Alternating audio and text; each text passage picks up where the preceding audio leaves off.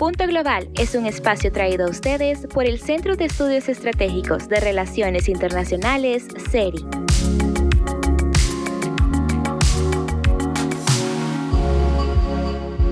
Bienvenidas y bienvenidos a un nuevo episodio de Punto Global. Soy Guillermo Espina, director académico del CERI, y como cada semana los acompaño para analizar lo que pasa en el mundo. En el día de hoy, con nuevos miembros en nuestro equipo de Punto Global, me acompaña Alejandra Sardón y Nacho Alba. Hola Alejandra, ¿cómo estás? Hola, ¿cómo están? Un gusto estar acá debutando por primera vez en el podcast de Punto Global. Y hola Nacho, ¿qué tal ese debut? ¿Cómo estás? ¿Qué tal? ¿Cómo van? ¿Todo bien? Un gustazo estar acá por primera vez. Y bueno, por supuesto, ellos como miembros del CERI, pues participan en esta sección que se llama El No Tema, en el cual pues vamos a ver qué temas de actualidad internacional tenemos que tener presentes. Entonces, Alejandra, ¿qué nos traes como no tema? Ok, en este caso voy a tocar un tema que es un poco delicado, pero a la vez me parece sumamente importante, que es el tema de la ola de incendios que se está dando en Brasil. Y bueno, como sabemos, el magistrado Flavio Dino tuvo que señalar al gobierno para que tengan que realizar, desplegar a las Fuerzas Armadas y a los cuerpos policiales de manera inmediata y preventiva para parar lo que está pasando con los incendios. Y por ello es que para cubrir estos costos van a solicitar un crédito extraordinario. Además, el magistrado ha programado una audiencia en la que va a participar la Fiscalía General y diversos ministerios para evaluar las acciones emprendidas a la fecha. Me pareció importante traer este tema, dado que afecta al Pantanal, que es el mayor humedal del mundo, y Brasil además comparte esto con Bolivia y Paraguay, entonces está afectando de manera negativa al medio ambiente y también a los países vecinos. Bueno, Alejandra, muchísimas gracias por ese no tema. Realmente muy preocupante esta situación en Brasil. Y Nacho, ¿qué no tema nos traes esta semana? Bueno, seguimos un poquito con Brasil. Esta es un poco una noticia que está en desarrollo, que es que si están crónicamente online, como es mi caso, van a ver que X, antes Twitter, está yéndose de Brasil. ¿Y qué es lo que está pasando? Porque de fondo hay una cuestión muy interesante que vamos a ver mucho en los próximos años a mí. La realidad es que la disputa comienza a principios de año. El juez Alexandre G. Moraes del Supremo Tribunal Federal de Brasil, lo que es la Corte Suprema del país, ordena a Twitter bloquear ciertas cuentas implicadas en investigaciones de lo que llamaban las milicias digitales.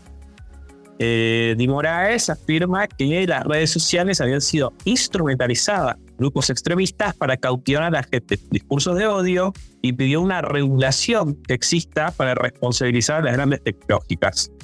Estas milicias son cuentas, la mayoría son falsas o anónimas, es decir, que están con nombres de personas que no existen y están acusadas de difundir fake news y mensajes de odio, sobre todo durante el proceso electoral de 2022. Estas acciones estuvieron dirigidas a cuestionar la derrota electoral de Bolsonaro en 2022 y apoyar las manifestaciones violentas contra las instituciones del país, en lo que, según este juez, constituye una amenaza directa a la democracia brasileña.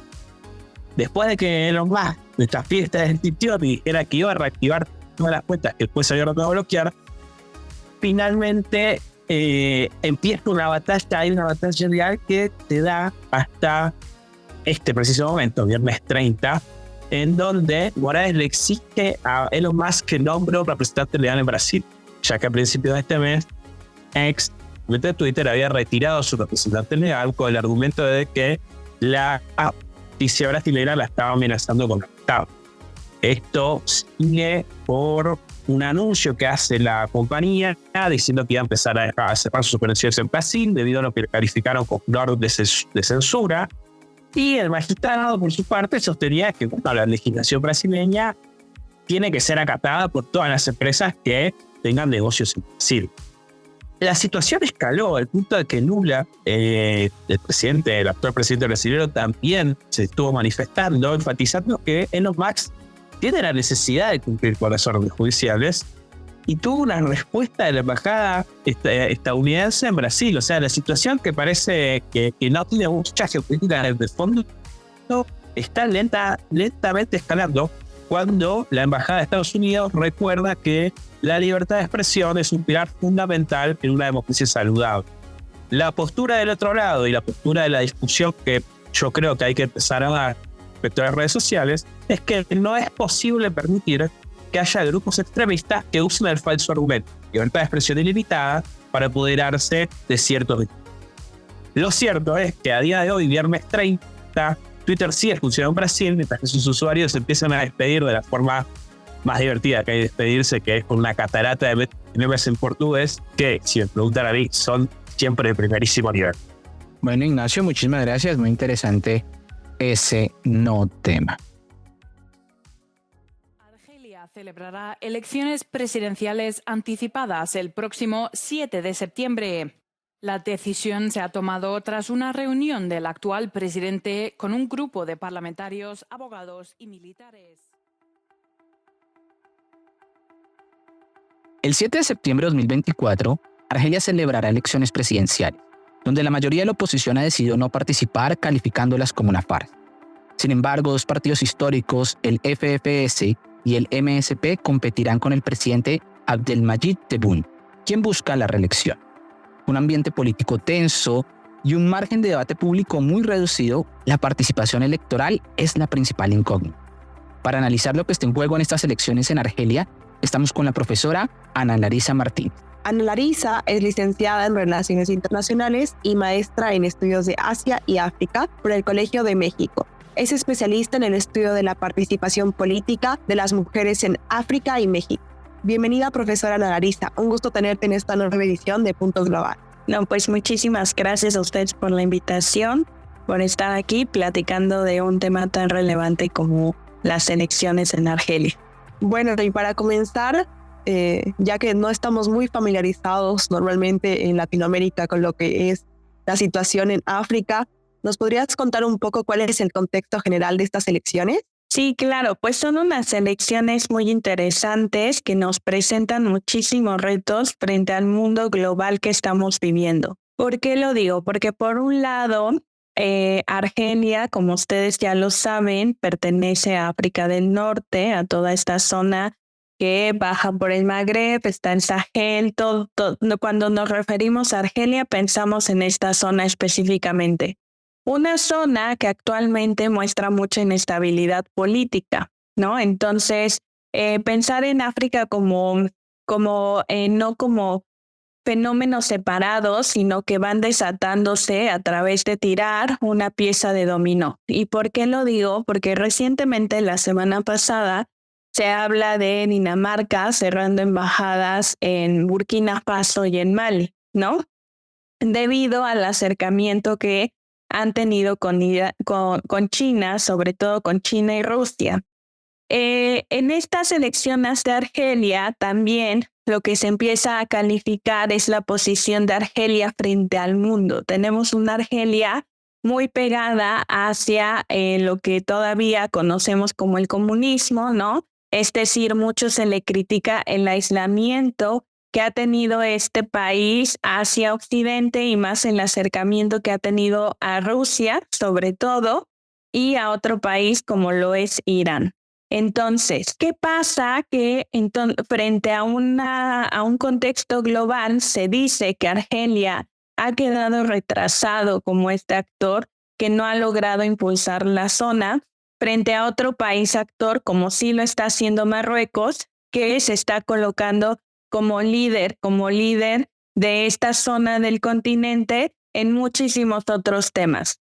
Entonces, por un lado, también ese es un contexto global de dónde está parado, y por otro lado hablamos de que este presidente Tebboune viene después de Bouteflika.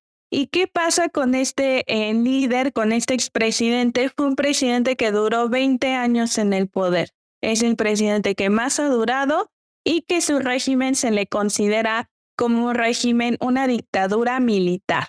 Esta dictadura militar, ¿qué características tiene? Pues que evidentemente está regido más hacia la parte militar, ¿no? Tiene muchos temas de represión hacia la oposición en temas de activistas, periodistas, partidos opositores, etcétera, etcétera. Después, en el 2019, si nos colocamos ahí, está este movimiento del Hirak, que son estas manifestaciones pacíficas, entre comillas, que buscan el derrocamiento de Buteflika, lo logran y después sube al poder Tebboune con un lema que dice que es construir la nueva Argelia. ¿Y qué entendemos por construir la nueva Argelia? Modernizar una nueva Argelia, salir de esa dictadura, pero ¿qué es lo que vemos a 4 años de su gobierno? Que esto no fue así, tan no fue así que volvemos a caer en una dictadura porque él está buscando una reelección.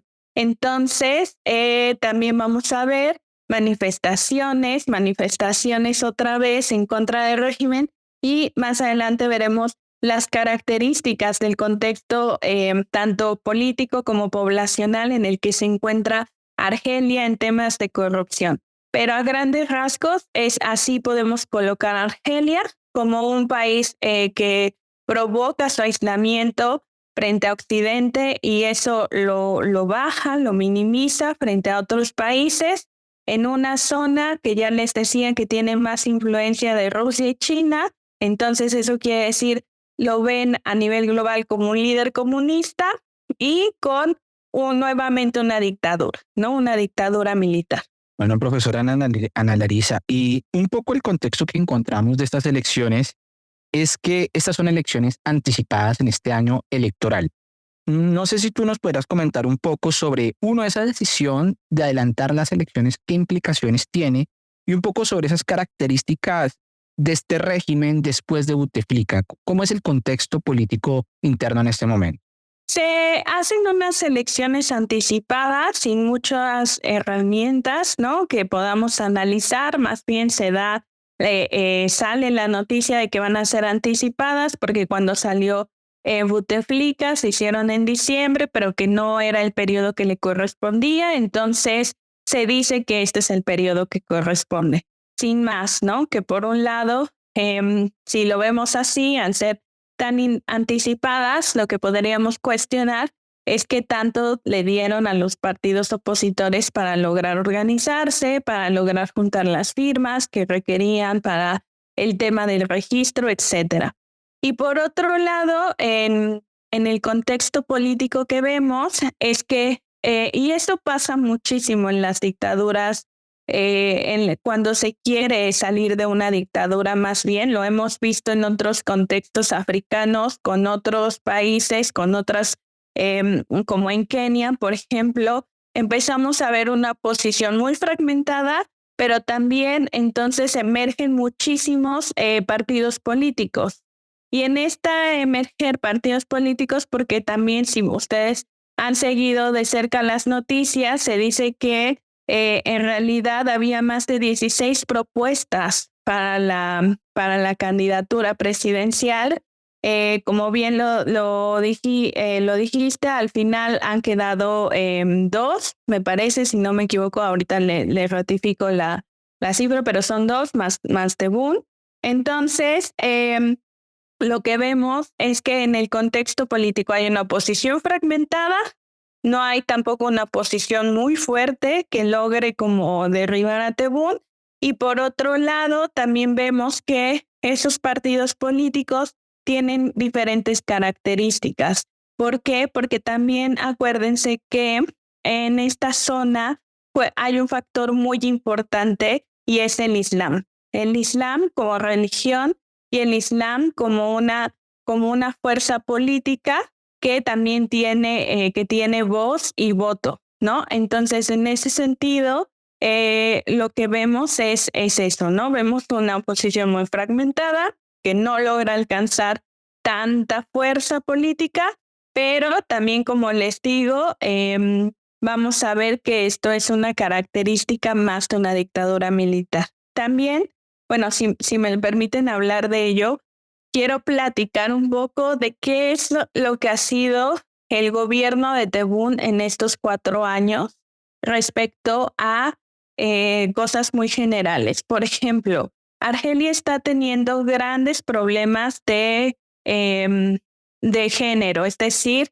no alcanzan una cuota igualitaria de género, siguen ahí relegadas, marginadas las mujeres, y lo digo porque en esta elección participó una mujer, quería una mujer ser candidata a la presidencia, pero bueno, por ahí salen notas cuando le preguntan, oye, ¿qué sucedió con tu candidatura?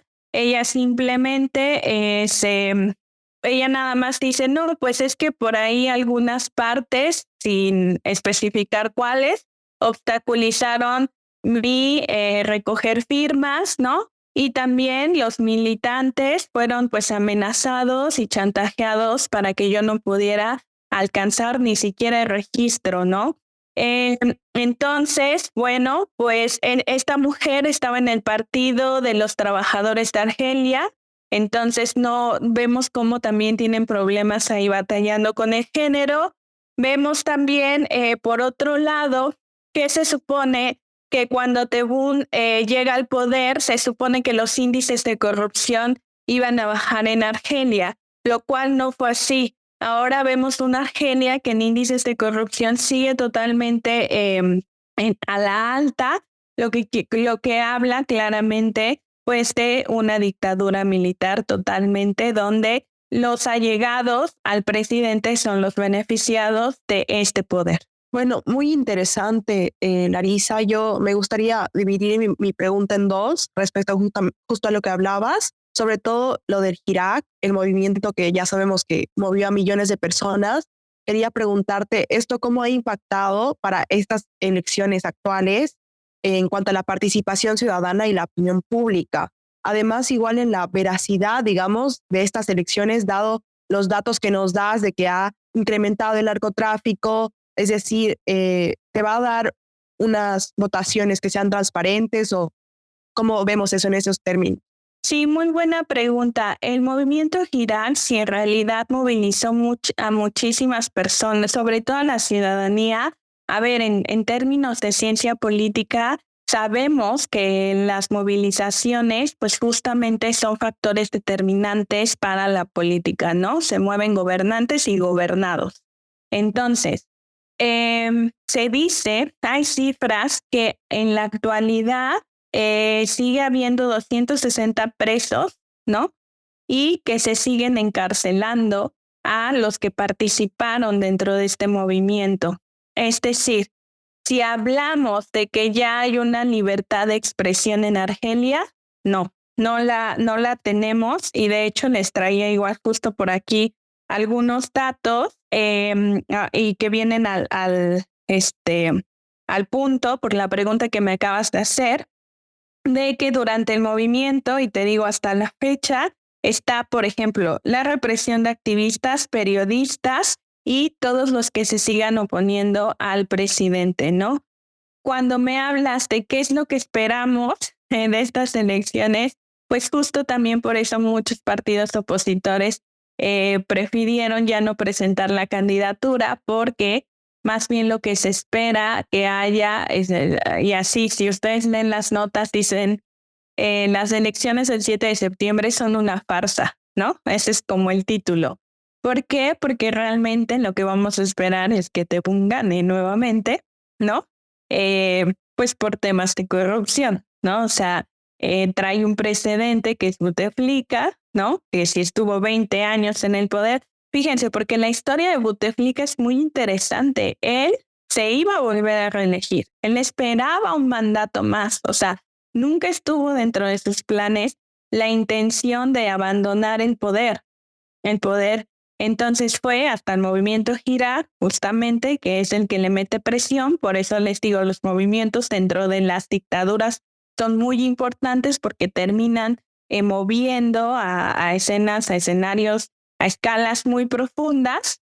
Se va, ¿no? Y viene Tebboune, pero que vemos la repetición del mismo patrón, ¿no? Una persona que no va a dejar el poder tan fácil, pero les decía, y que de verdad se vuelven dictadores tan profundamente arraigados que, por ejemplo, Bouteflika, no recuerdo muy bien si ahorita fue en el 2011 o en el 2012, tiene un derrame cerebral y aún con ese derrame cerebral, él decide seguir gobernando, ¿no? O sea, una persona que entonces hay un autor que se llama Akil Mbembe, que no sé si lo han escuchado, si no se los recomiendo a todos los que vean este podcast. Akil Mbembe es un autor que no tiene libros que se llaman necropolítica en África y también en lo postcolonial, que habla de cómo lo que sucede en África es que los gobernantes que se quedan son personas que fueron educadas a la manera colonial y que no pretenden dejar el poder, ¿no? Mucho también, por ahí les recomiendo a otro autor, que no sé si lo han leído, es Frantz Fanon. Yo creo que tal vez Frantz Fanon les suena un poquito más, ¿no? También habla mucho, ¿no? De esto, piel negra, máscaras blancas, refiriéndose a todos esos sujetos que terminan en el poder en África, pero que terminan haciendo lo mismo que los gobernantes durante la época colonial. Bueno, Larisa, y asimismo, yo creo que hay un factor importante que incluso creo que podemos asociarlo mucho con el régimen de Bouteflika, que es el rol de los militares y que tú pues lo has mencionado un poco. Como, ¿cuál es el papel de los militares en este contexto de estas elecciones? Sí, en este contexto, fíjense, se supone que cuando sube Tebboune al poder, ¿no? Ya les había dicho, el lema es este, ¿no? Construir la nueva Argelia, es el lema que él propone. Y eso implicaba separarse de los militares. ¿Por qué? Porque a veces durante estos regímenes militares, los militares toman una fuerza tal, ¿no? El poder militar toma una fuerza tal que desplaza a todos los otros órganos gubernamentales, ¿no? Y hace que perdamos el equilibrio, perdón. Entonces, este equilibrio, la balanza se inclina más hacia los militares y terminamos en un régimen de terror, sobre todo para la oposición y para la ciudadanía. Entonces, Tebboune, que suben con este lema de construir la nueva Argelia, y mucho, no sé si por ahí también les recomiendo si quieren ver como algunas cosas de cuando toma el poder y sus protestas y todo esto. Y dicen, no, él dijo que la fuerza militar no, sin embargo, su toma de protesta, su toma de presidente estaba lleno de militares. Entonces, vemos las contradicciones que presentaba desde un inicio y en este mismo ejercicio que empieza a replicar, pues los militares han tomado el poder, el control, ¿no? No hay nadie que, a ver, o sea, pensémoslo así, no hay nadie que juzgue a los militares, en tanto que más bien ellos se dedican, ¿no? A juzgar o a tomar sobre todo a actividades que pues terminan perjudicando a la ciudadanía, como bien lo comento. Entonces, ¿cuál es el rol? Van a seguir ahí causando terror y seguramente lo que vamos a seguir es ver una dictadura militar, donde los otros órganos gubernamentales que hacen el equilibrio del poder del presidente, pues no tampoco lo llegan a equilibrar debido a este desequilibrio en la balanza del poder. Ok, a mí me gustaría hacerte una pregunta, regresando un poco al tema de lo que decías de la participación femenina, lo que es la política en Argelia. Sabemos que, como nos nombraste, han participado distintas políticas, sin embargo, no han tenido éxito. Entonces, mi pregunta va a ¿qué cambios consideras que tendrían que existir en el sistema electoral para una mayor participación femenina en lo que es en sí la vida política en Argelia? Tenemos, a ver, yo les voy a hacer una pregunta antes de contestar la pregunta. Tenemos en África el mayor ejemplo de mujeres dentro de la política, dentro del parlamento, las mujeres han llevado el control de ese país. No sé si sepan cuál es. Esa es la pregunta, ¿cuál es?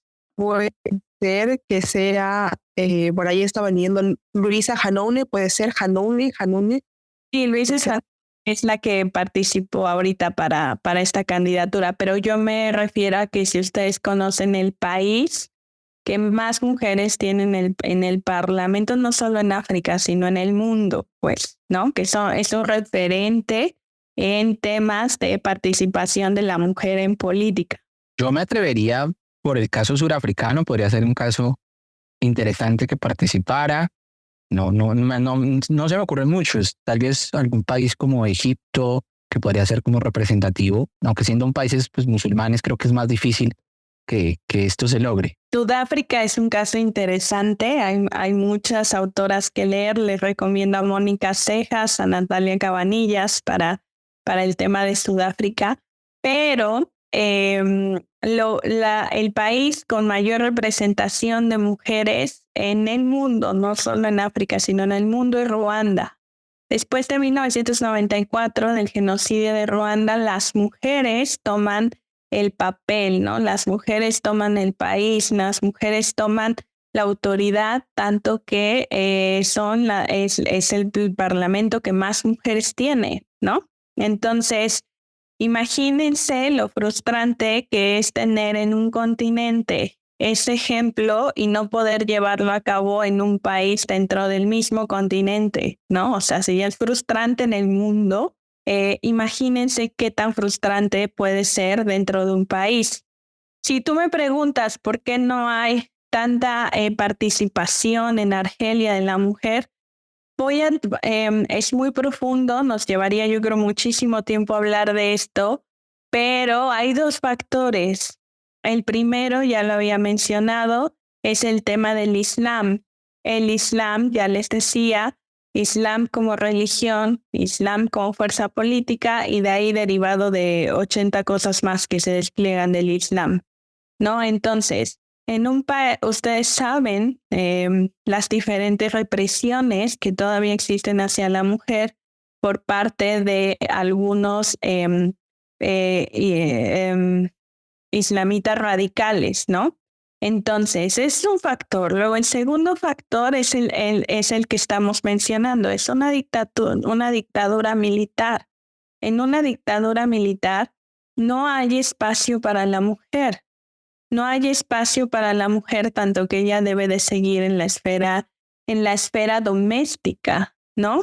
El caso de Ruanda o de otros lugares como Sudáfrica pasan por otros fenómenos que les ayudaron. Por ejemplo, ustedes ya saben el papel de la esposa de Nelson Mandela que tuvo, ¿no? Para acompañar a Nelson Mandela hasta llegar al poder. Entonces vemos mujeres más fuertes, bueno, no más fuertes, más bien con diferentes contextos que las hacen emerger a una posición en la que pueden lograr más participación política. No es el caso de Argelia.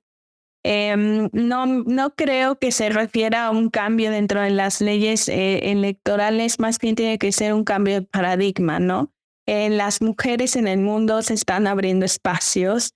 Hay unos contextos que todavía siguen sumamente cerrados. Por ejemplo, en México es la primera vez que tenemos una mujer presidenta y también hay mucho de cuestionable dentro de eso, ¿no? Entonces, no es un cambio electoral, más bien me parece que es un cambio de paradigma sobre la mujer en el espacio político, ¿no? Como bien lo dices, la conocida opositora Luisa Hanoune, que fue secretaria general de este partido, del Partido de Trabajadores de Argelia, ella misma retiró su candidatura, ya lo habíamos platicado, y cuando habla de estas partes que obstaculizaron que recogieran firmas, etcétera, muchas veces entre la misma población está cooptada la población por los partidos políticos, entonces como te tienes que ir porque si no te va a pasar a B, C o D, no a ti, a tu familia, a tus cercanos, a tus allegados, entonces ya no queda de otra, más que pues bueno, sí me voy porque si no, ¿no? Que es lo que sucede.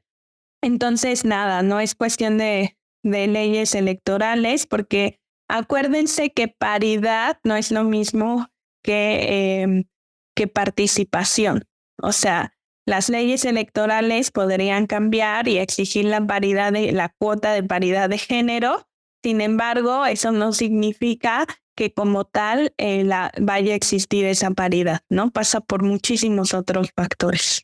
Bueno, Ana Larisa, y tú nos comentabas y mencionabas el papel del Islam, y Argelia tiene una historia muy interesante con el Islam. Si no estoy mal, el Frente Islámico de Salvación, que fue uno de los, digamos, de los intentos de un Islam que llega a una democracia, transita a un partido político, el llamado JIA, Grupo Islámico Armado. Es decir, siempre ha habido como ese factor de ese Islam, que es un Islam radical muy cerca al Sahel, a estos territorios de Mali, Burkina Faso, que hemos comentado en un episodio anterior de Punto Global.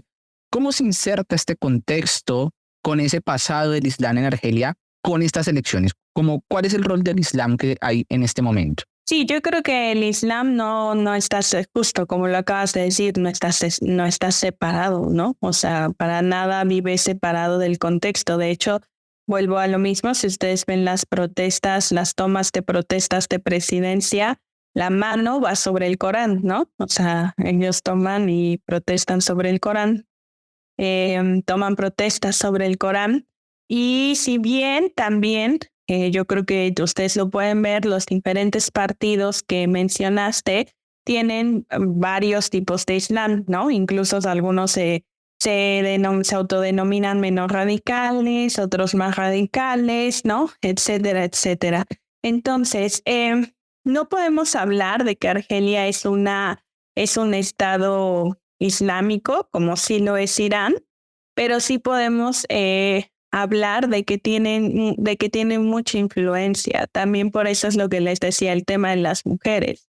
Y sobre todo porque también les estaba comentando que Argelia ha tenido mucho acercamiento a Irán, ¿no? Entonces, o sea, si bien les digo, no podemos hablar de un estado islámico, pero sí podemos compartir los factores, ¿no? Como la religión, que ya la formación de los políticos, aunque alguno de ellos también.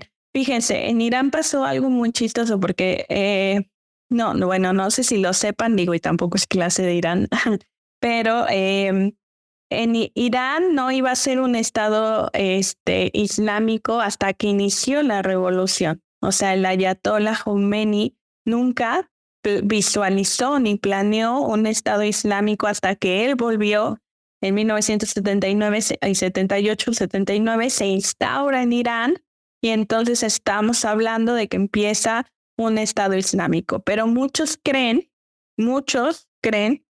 que el ayatollah Khomeini planeó ese estado islámico desde antes de llegar, ¿no? O sea, sin embargo, cuando ya se instaura y empezamos a ver esta influencia del Islam ya dentro de como política, como Islam político, empezamos a ver los cambios. No hay aquí que tampoco, no es la palabra correcta, pero espero que con esta palabra se entienda lo que quiero decir. No hay que satanizar el Islam, porque de pronto también lo llegamos a... No, es que es lo peor, vean lo que están haciendo con las mujeres, no sé qué.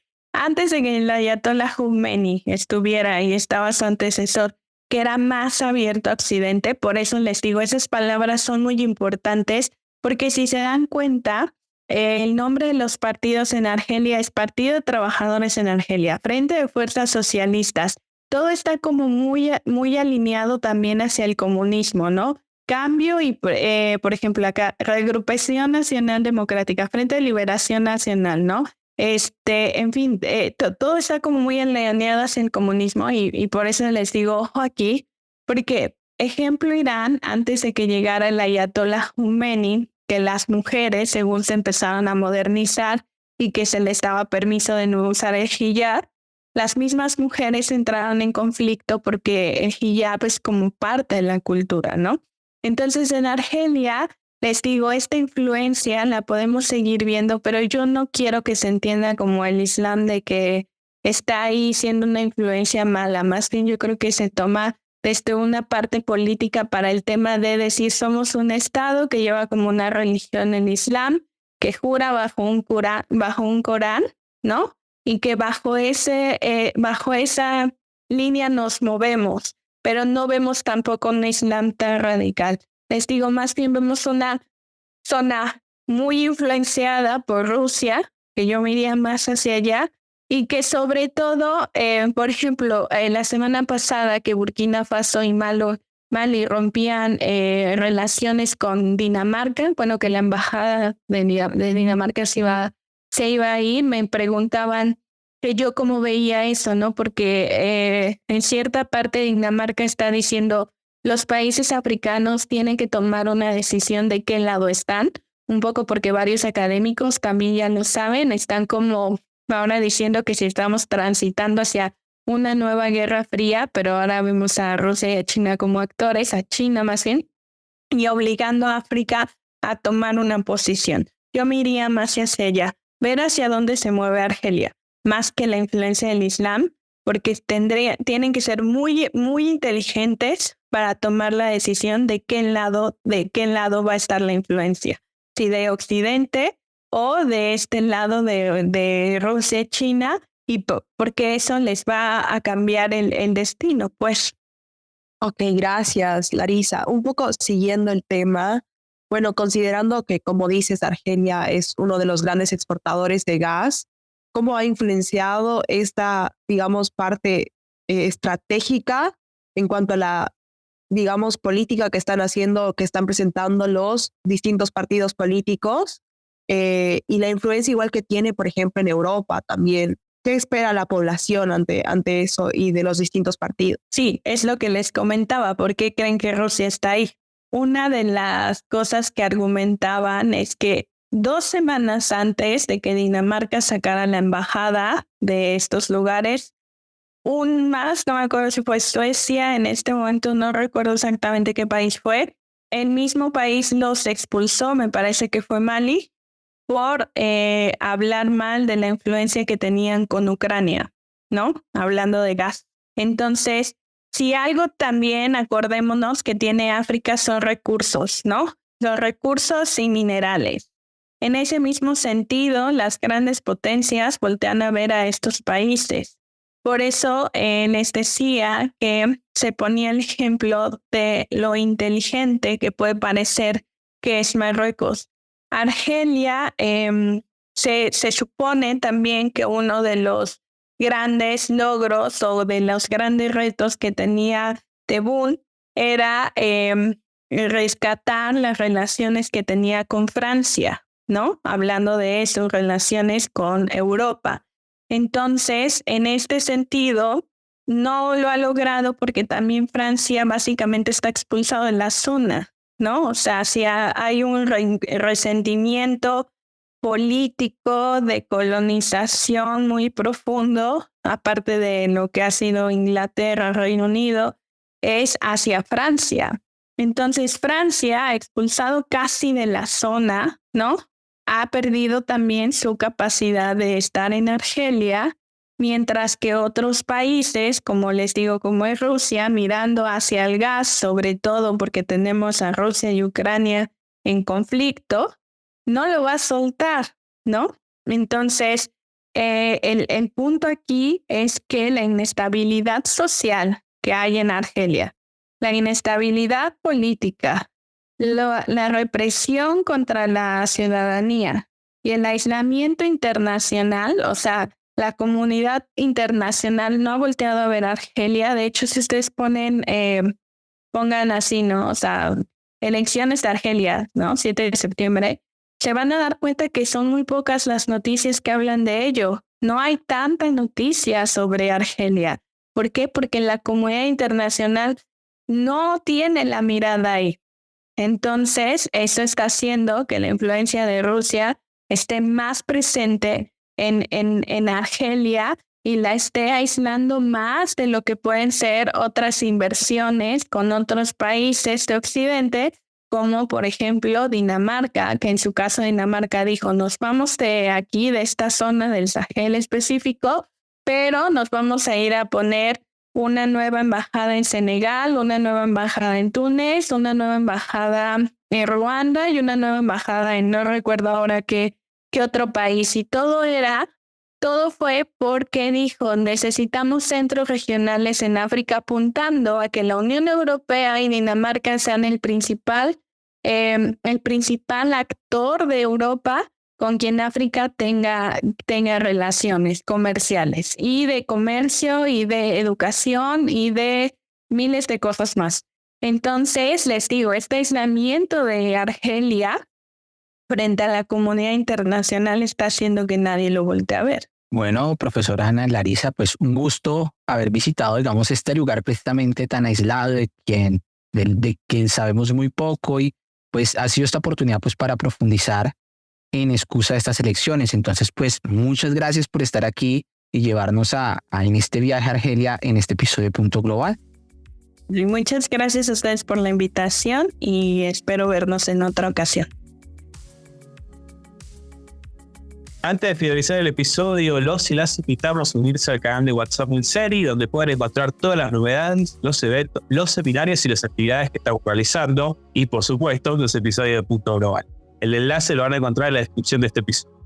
También queremos recordarles que en las diversas plataformas de podcast pueden dejarnos sus comentarios sobre el episodio, y pueden hacerlo en plataformas como Spotify o iVoox. Y por supuesto, recuerden que también pueden encontrar Punto Global en su plataforma favorita. En este episodio de Punto Global, la investigación fue realizada por Alejandra Sardón y por Nacho Alba. La edición por Ana Esquivel. Los artes por Mora Surillón y la conducción por Alejandra Sardón, Nacho Alba y quienes habla Guillermo Espina. Nos encontramos en un próximo episodio de Punto Global. Recuerden que pueden encontrarnos en las distintas redes sociales, en Instagram como seri.global, en Facebook como Seri Global, Twitter @seri6 y en la web en www.seriglobal.org.